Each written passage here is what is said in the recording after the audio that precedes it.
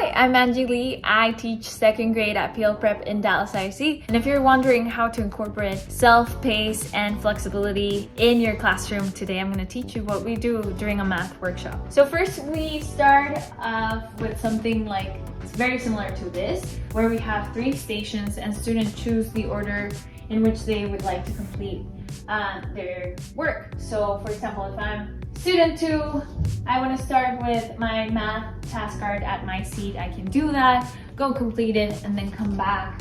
And I'm gonna choose now to work on hands-on, go do that activity, come back and work in technology. And now at each station, for example, their task cards are differentiated and each student knows what they need to grab in order to work towards their goal. Technology obviously adapts into their needs, and then we slowly grow and we're able to work on a weekly learning plan.